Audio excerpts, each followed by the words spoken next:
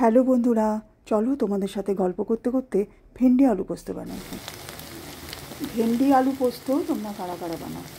আমি জানি ভেন্ডি আলু পোস্ত বাঙালিদের একটা খুব প্রিয় একটা আইটেম।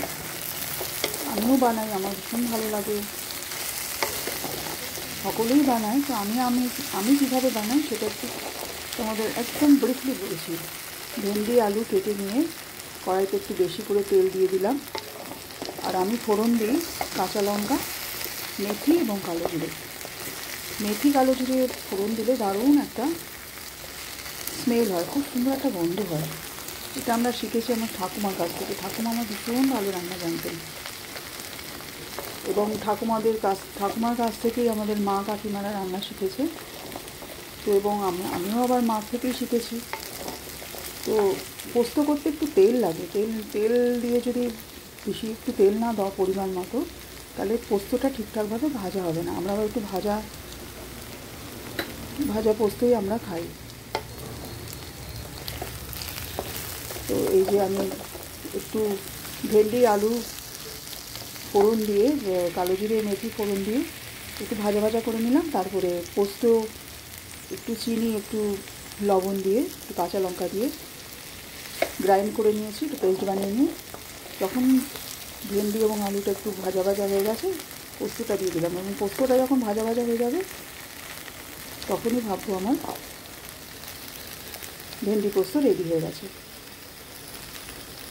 তো আমি এখন বানাচ্ছি, দেখো বন্ধুরা, খেতে খুব ভালো লাগে। ভেন্ডি পোস্ত সবাই বানায়, এক একজন এক এক পদ্ধতিতে বানায়।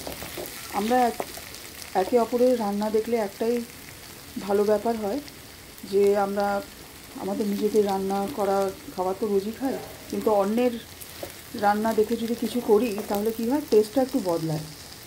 এই হচ্ছে ব্যাপার।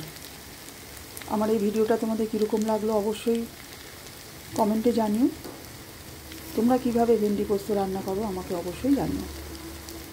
আমি একটু সামান্য উষ্ণ গরম জল দিয়ে দিলাম, ভেন্ডি আর আলুটা যাতে সেদ্ধ হয়ে যায়। একবারেই বেশি জল দিই না, কারণ এটা একদম শুকনো করবো আমরা। ভীষণ টেস্ট হয় এরকমভাবে করলে, যদিও এক একজন এক এক রকমভাবে খায়। তো আমি আমার পদ্ধতিটা বলছি। তো বন্ধুরা, আমার ভেন্ডি আলু পোস্ত রেডি হয়ে গেছে।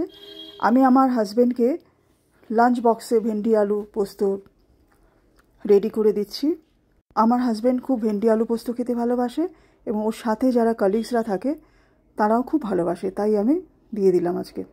ভিডিওটা যদি ভালো লেগে থাকে তাহলে অবশ্যই লাইক, কমেন্ট এবং শেয়ার অবশ্যই করো। টাটা, আবার আসবো আরেকটা ভিডিওতে।